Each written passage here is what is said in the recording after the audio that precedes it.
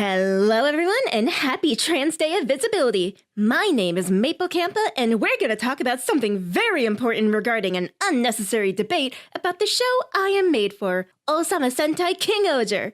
Why me? Well, let's just read this note from the one who proposed this video. Let's see. Dear Maple, I need you to make a video about the Supreme Justice because these f***ing idiots on the internet refuse to acknowledge that Rita Kaniska is gender neutral, which makes them a non-binary character and falls under the trans umbrella. These f***ing imbeciles can't read for f***ing shit and I'm about to f***ing crash out after spending almost 2 f***ing years providing sources. I would love to do a video myself, but the more I write the script, the more I want to steal the Queen's 5,000 megaton firework to set off on this f***ing planet. I'll send you blueprints for a Rita Mofin as compensation. Wow, they'll fit into Ngosuba just fine. I'll ask Prez to give them a tourism visa or something. But yeah, that's what I'm gonna do because after reading this, I understand the situation completely. One moment. Supreme Justice! Can I make a video calling people out for their bigotry? Can I cuss them out? Okay, got permission. Before we begin, do know that all sources will be linked in the description, including photos and magazine scans should they not belong to the creator of this video. And before anyone goes into the comments saying, Rita is Rita, there's no need to continue this debate, do know that you're only making the situation worse by being dismissive of the fact that Rita is the first Sentai hero identifying outside the gender binary in the franchise's 50-year history, and that their inclusion would make those identifying similarly finally feel seen. Yes, you are also part of the problem, so keep your hands away from the keyboard before I send Prez after you. So without further ado, let's start! Rita Kaniska is the king of Gokkan and the Supreme Justice of TQ's International Court. Believing in neutrality, their gender remains undisclosed, making Papillon Ohger a gender-neutral hero. This statement was found in volume 180 of the Utsusan magazine to reveal details about the kings. Most of the debate revolves around the statement after Hachisuka Yuichi becomes a regular hero again after Yellow Buster from Tokume Sentai Go Busters. Now, to debunk any argument over this, the blurb from Utsusan 180 was reused in the Detail of Super Sentai book, released after the show finished its runtime. It was revised to have the statement of Hachisuka separated from Papillon Ohger's description, as well as describing him as a veteran suit actor. Considering both books belong to Hobby Japan, it makes sense for them to reuse blurbs, but also revise them should there be issues with how they are read. However, it is hard for Rita's identity to be argued about when the description uses gender-neutral written in katakana. Another issue is mainly due to casting, as Rita is played by an actor who, as far as we know, identifies as a woman, Hirakawa Yuzuki.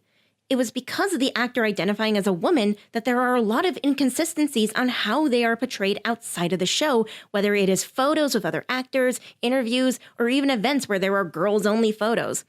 But to be honest, that isn't the gotcha you think it is. A lot of people don't know this, but the LGBTQIA+ community in Japan is still facing a lot of issues, whether it is being able to marry or being able to go public with their identity. To be able to cast someone who is publicly known as non-binary is rather hard, and very few in between. Not to mention, there aren't a lot of non-binary characters to begin with.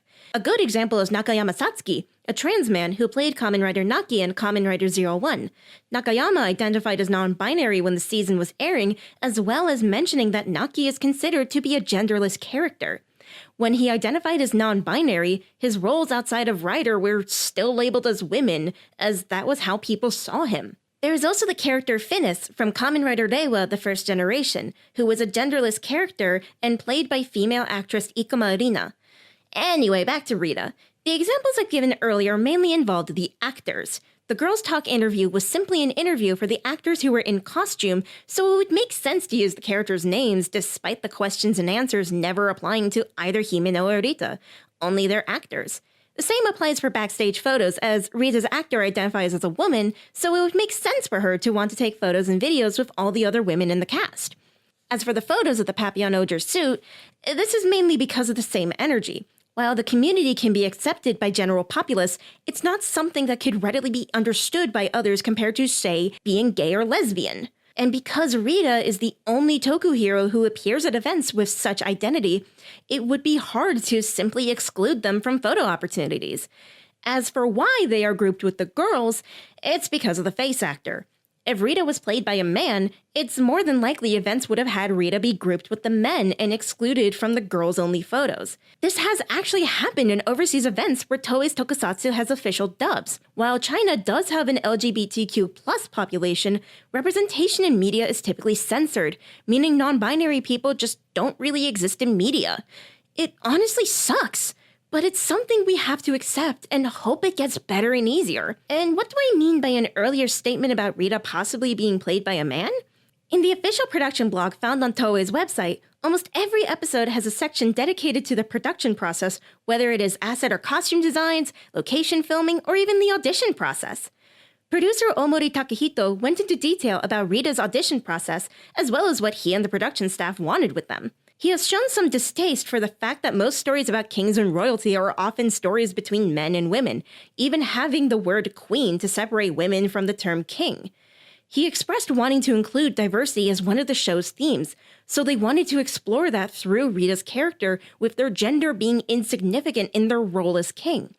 As such, auditions were open to all genders. But wait, Hirakawa said they were looking for 2 heroines in an early interview, I hear you say. Well, yes, but remember what I said about how Japan views the community.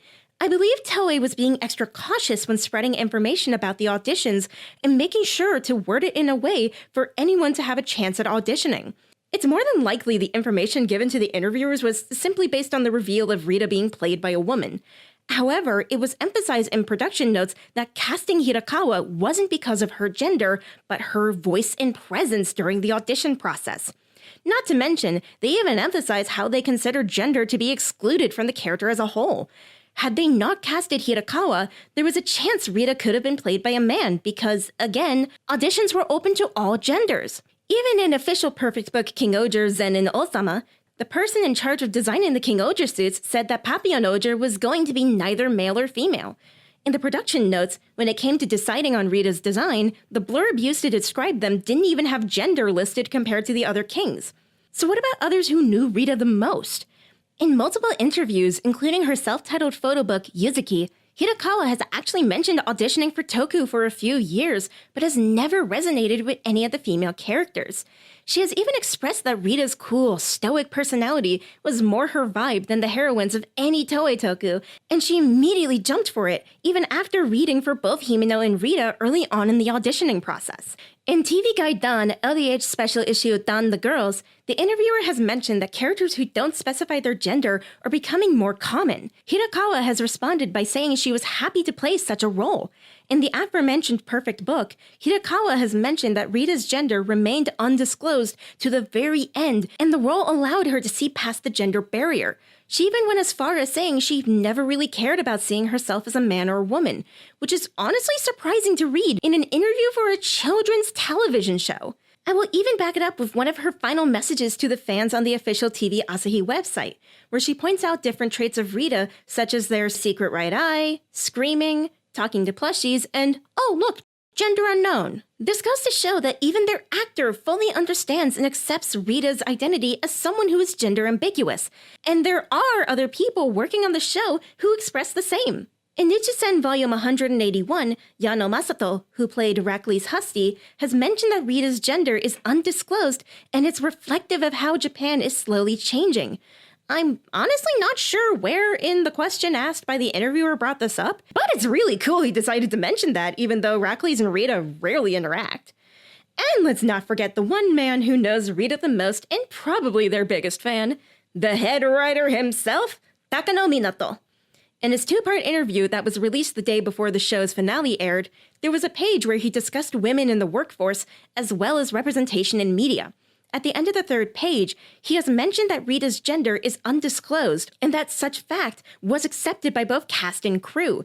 He was happy he didn't have to fight anyone to allow such a character to exist in media, especially one primarily aimed for children.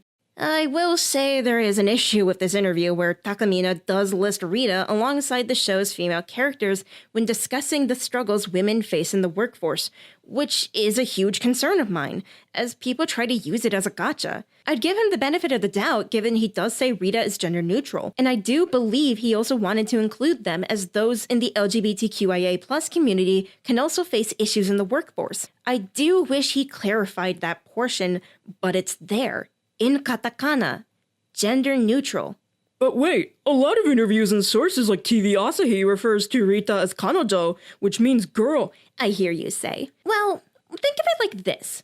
While Japanese is rather neutral as a language, some identification words are gendered and don't exactly have a neutral version of them, such as kare or kanojo, which is used for male and female, and musuko musume, which is used for son and daughter. I do wish that these sources would at least switch between kare and kanojo for Rita, or just use none at all to maintain neutrality. But then again, why are you taking the word of a broadcasting service as more definitive proof than the writer or actor? One clearly knows the character more than the other. I'll give you a hint on the one who knows more. Not the broadcaster. At the same time, do consider the actual script of the show, the Japanese script, not the fan sub some of you use as a gotcha. I know not everyone knows Japanese, but I swear to you, those who do will tell you that Rita is always referred to in a neutral manner. How? Well, you have their name, their title, which is Saibanto, aka Supreme Justice, and simply Sonohito, which means that person. There has only been one time where Rita was referred to with a gendered term in the show.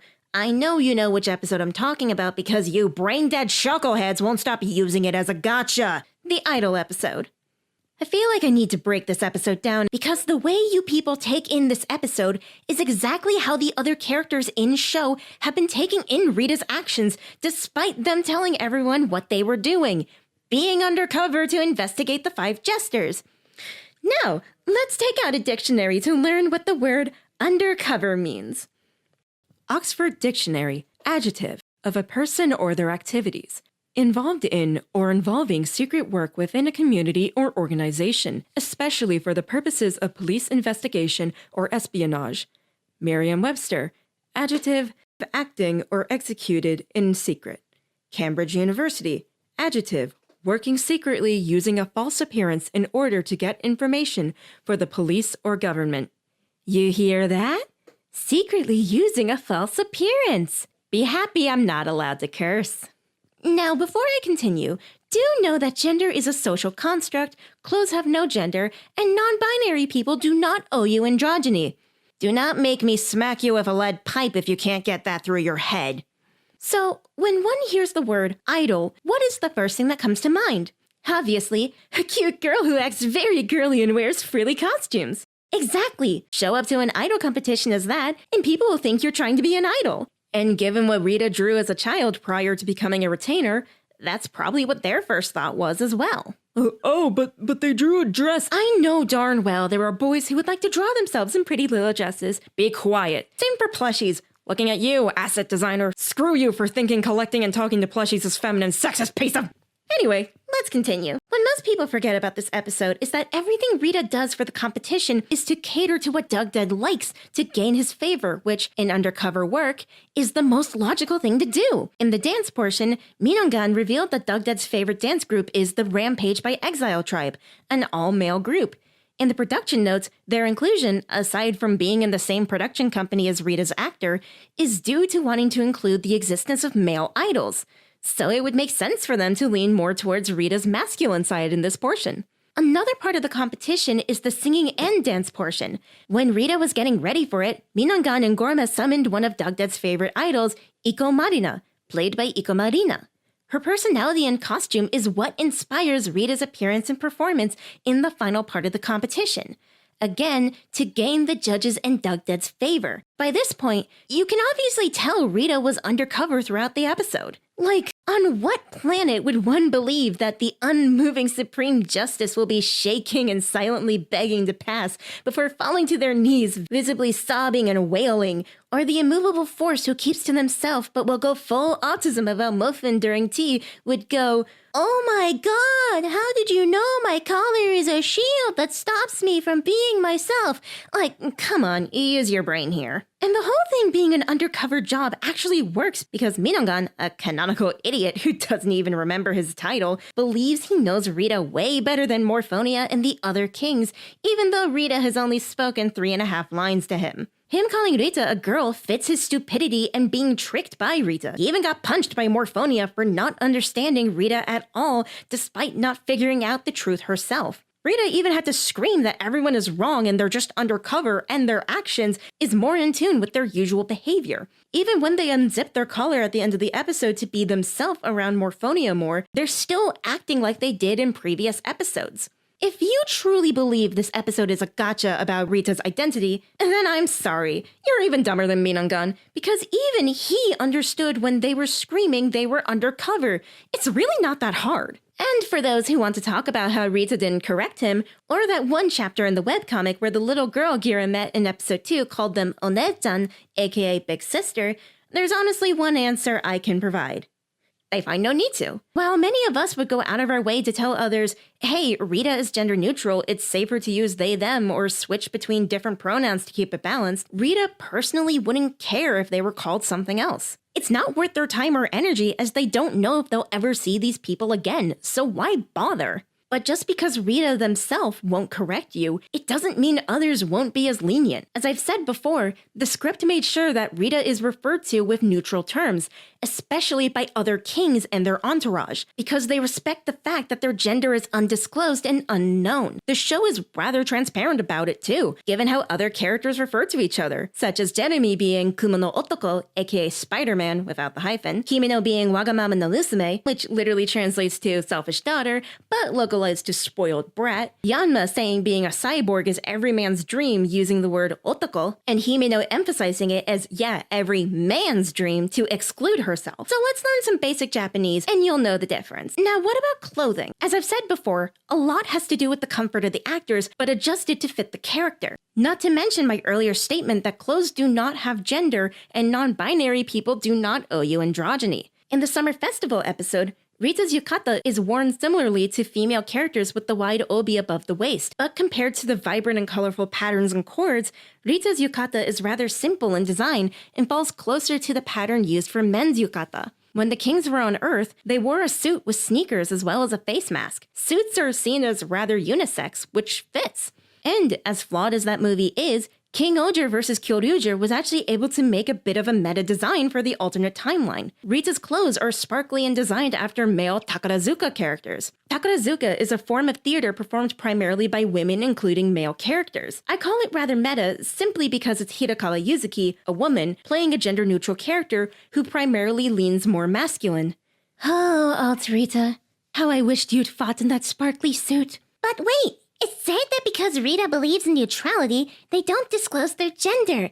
That means it's only because of their job, and it's a choice, you say. While I have seen such concerns early on, you have to think about the fact that these statements were made through the general idea of what personalities these characters are. But throughout the runtime, including projects held after, there have been moments where such concerns should be relieved. Both Rita's predecessor, Karastehan, and successor, Morphonia, identify as women, which means that not disclosing one's gender isn't part of the job as Supreme Justice. While it can be read as an extreme due to them taking the throne at age 10, the show has shown that Rita begins to open up to others and learn to separate their work and private life. Had that been the case, Morphonia, who they have known the longest, would have shown signs of referring to them with gendered terms. The same would apply to Himeno, who is the king Rita has opened up to the most, so they would at least be comfortable enough to disclose their gender should they identify within the binary. But like Morphonia, Himeno doesn't show signs of doing that. Not to mention in an alternate timeline where Rita steps down and no longer holds the title of Supreme Justice, they're still seen as gender ambiguous. While all this is said and done, I will admit that Rita being non-binary representation is a pretty good yet flawed attempt in Sentai. Most of the blame goes towards how Japan and many Asian countries approach identities outside the binary, but I do hope that such identities could be approached with more care in the near future. Perhaps having a non-binary main character played by a man so they can beat the "we see non-binary people as women light" allegations. Anyway, thanks for watching, and I hope you've been enlightened on my king situation that shouldn't even be a situation. If not, you can take that bigotry and shove it right up your